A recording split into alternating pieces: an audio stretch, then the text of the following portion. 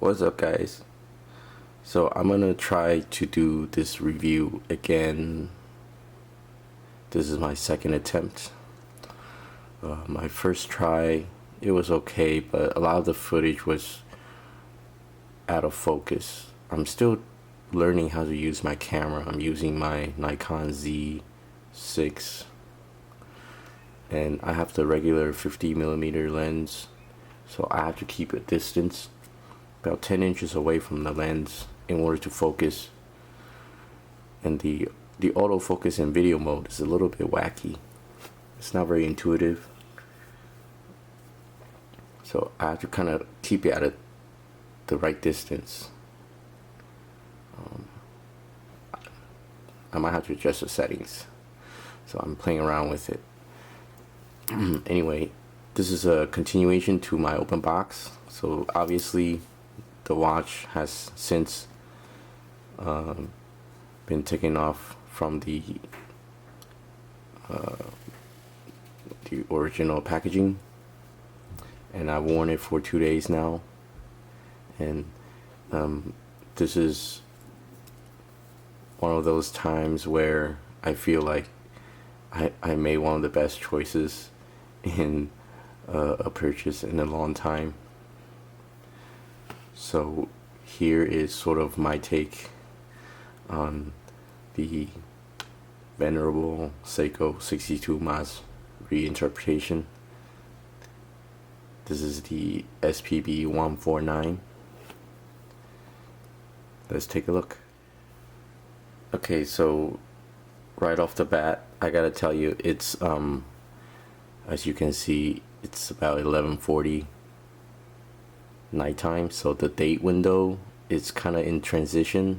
It's not a defect, that's just how it is when it's pretty much between 10 p.m. and 2 a.m. It's sort of in between two dates, so I do apologize. But yeah, during the day, the date window is perfectly centered. So this watch, I love how it's about 40mm. It's just the perfect size for my small wrist, about 7-inch wrist, maybe a little bit less. And I kept the blue sticker. I don't know, just thought it keep the watch keep the fresh look of a new watch. The color, first of all, there isn't much left to say that hasn't been said in all the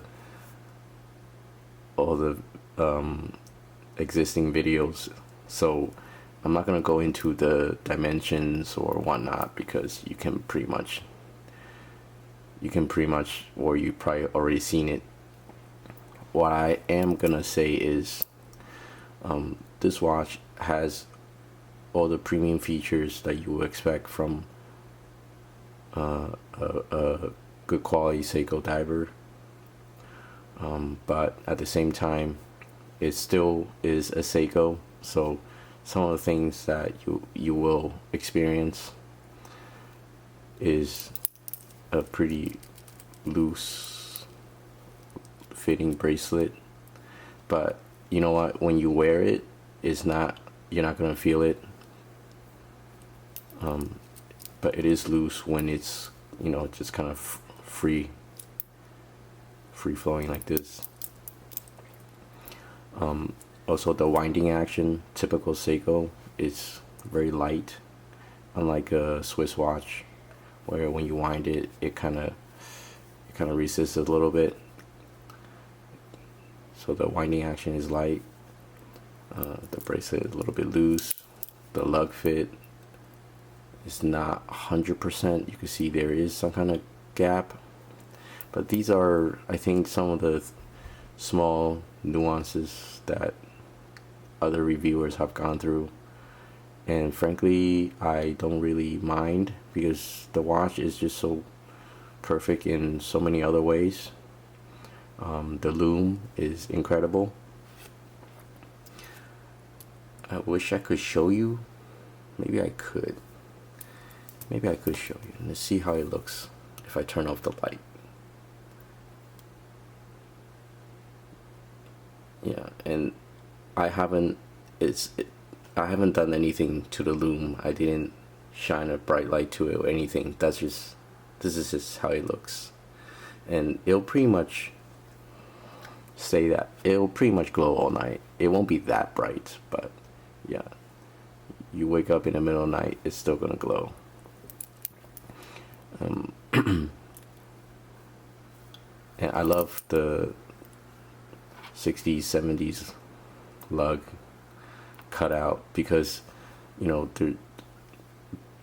all the other areas of the watch, you know, are circular with the case, the bezel, the dial, but the lugs just have this really angular cut,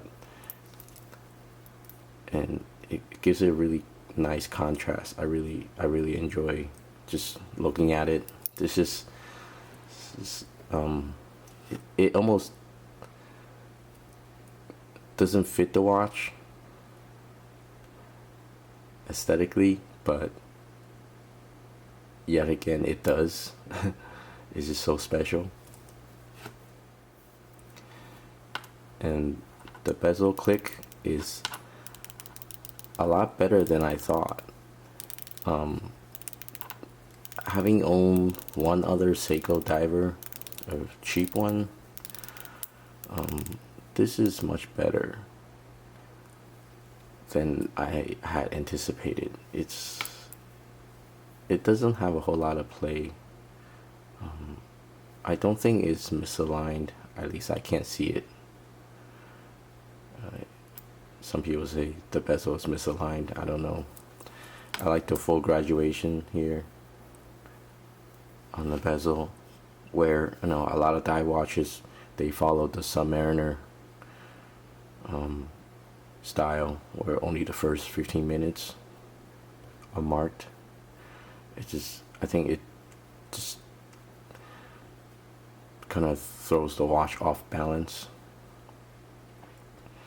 So yeah, I mean, like I said, in my open box, I typically find Seiko divers to be a little funky. There's always one or more elements in the design choice that I think they could have done a better job. But with this piece, I think everything just works so well. There's really nothing funky about it at all. It's got a nice weight. The crystal, as you can see, has that beautiful distortion. It's actually my favorite part of the watch. I almost don't like flat sapphire crystals anymore, just because it gives it so much character. Just like my recently reviewed Orient. It's got that beautiful distorted crystal.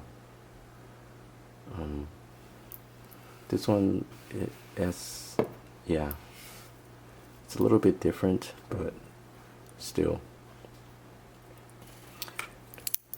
All in all, I would definitely give this a 10 out of 10, an A+ for sure. I think whether it's the blue dial variation, the gray dial variation, I really like the chocolate dial as well with the gold accents. Fortunately, this one also has a gold accent in the seconds hand. It's not immediately obvious, but it's just one of those small details that really it's just, you're happy to have, and you know that it's there. And just a quick wrist shot to close it out.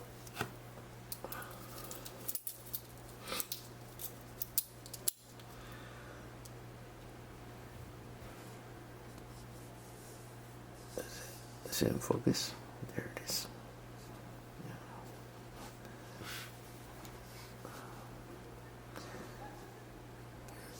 Yeah, it fits the wrist really well. There is a slight tapering from the beginning of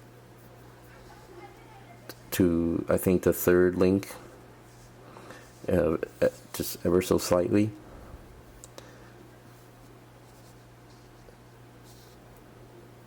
All the proportions are,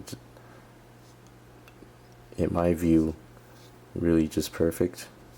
And the brush finish is also really nice. A lot of times Seiko do this polish on the side of the bracelet, side of the center links, at least for the dress watches. I just find that really annoying. But thankfully this is a full brush finish, and it reflects light quite well, actually. With the bezel as well. I think the bezel has a bit of a polish on the coin edge. If you have it in direct light, it'll actually shine a little bit there. You can catch it a little bit. So yeah, it's got that tool watch aesthetic for sure, much like the Tudor Pelagos, but it's got some polishing here and there that gives it a nice shine as well. Yeah, I think as far as Seiko dive watch goes, this is absolutely a home run. The SLAs are much better made and much more original in design to the 62 mas, but yeah, they're 4 times the price. So I thought about getting the SLA, however, Seiko seems to be pumping them out. Even though they're supposed to be limited edition, they're kind of, they must have had 3 iterations by now, and they probably have another one next year. So who knows, maybe I could get one at a significant discount. But yeah, until that happens, there's actually no regret getting this watch. And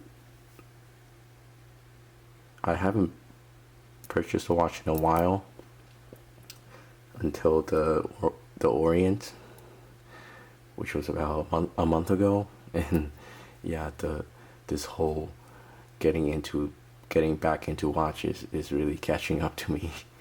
So I really had to control myself, and you know, I'm completely satisfied with this one, and it'll probably become my everyday watch, replacing my Seiko Brights chronograph.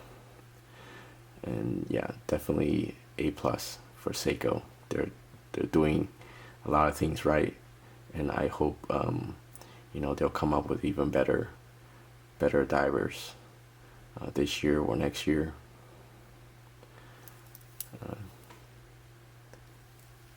Let me know what you guys think in the comments. If you liked the video, give it a thumbs up. I'll try to add some other footages as I improve the content of my videos. But so far I've only been able to make these videos sort of in the middle of the night, so I do apologize if they're kind of monotonous. I'll try to add some more content as I do this, and you know, your support will be appreciated in the forms of likes and sharing the videos and leaving comments, just to let you know, just to let YouTube know that, you know, there are people who actually who are watching my videos. So yeah, thank you so much for watching, and hopefully I'll see you soon. Thank you.